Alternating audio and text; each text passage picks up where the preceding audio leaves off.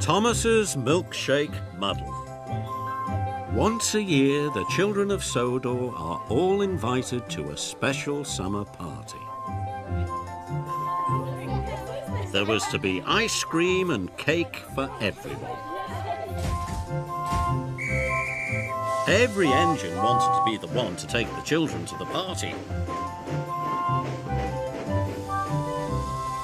On the day of the party, the Fat Controller came to Tidmouth Sheds.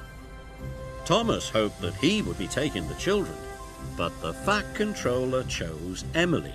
He had other jobs for Thomas. Thomas, first you are to go to the dairy to collect milk to make the ice cream. Then you must go to the farm on the other side of the island to collect butter for cakes. All in time for the children's party. Thomas set off proudly.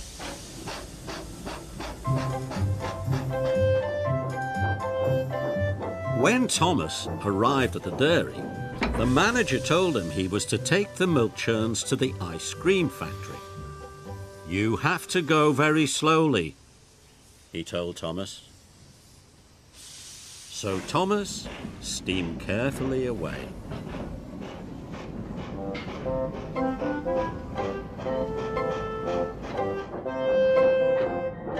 When Thomas stopped at a signal, he met Emily.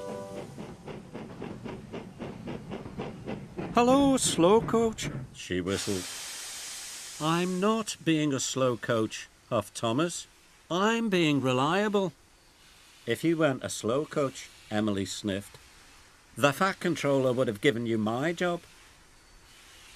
"I'm fast and reliable. That's why I'm taking the children." Emily looked very pleased with herself. This made Thomas cross. "I can be as fast as you," he huffed.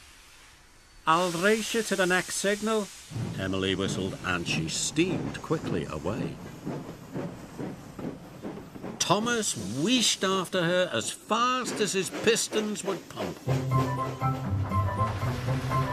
As he raced along, the milk churns rattled and rocked. They biffed and bashed. And at the next signal, Thomas raced ahead of Emily.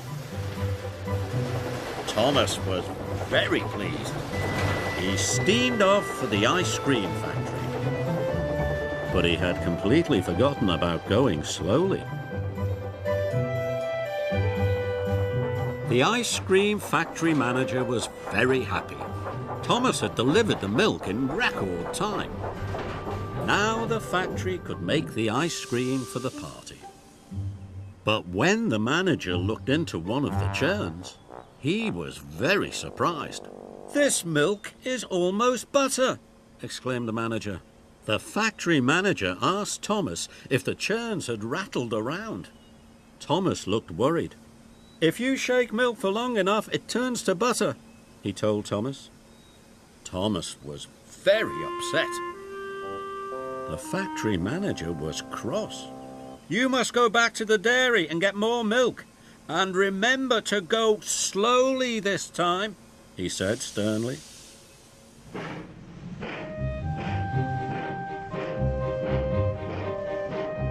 Thomas steamed back to the dairy as fast as he could.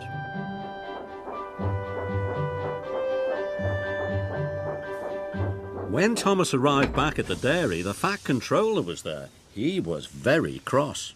"Thomas, it is nearly time for the party, and you still have not collected the butter from the other side of the island.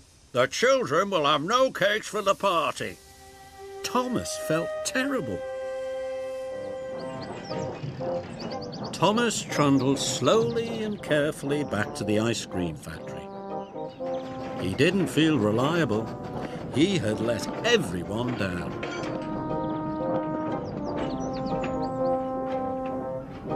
When he finally arrived with the milk, the manager told Thomas to take the old churns back to the dairy. But suddenly, Thomas had a better idea. Thomas steamed along with the milk churns even faster than he had before. He huffed up Gordon's Hill and chuffed down to the valley. He raced like a rocket and he whished like the wind. The churns in Thomas's trucks rattled and rolled. They clanked and crashed and biffed and bashed. Even the cows and sheep looked up to see what the noise was. But Thomas couldn't stop until he got to the bakery. As he arrived, he blew his whistle long and hard. "I need butter, not milk," cried the baker. He was surprised to see the milk churns. "Look inside the churns," tooted Thomas. The baker couldn't believe his eyes. The almost butter was now butter. Enough to make all the cakes for the party.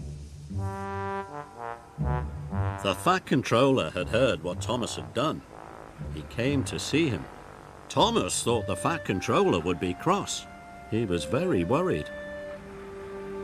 But the Fat Controller smiled. "Thomas, you have saved the children's party," he boomed.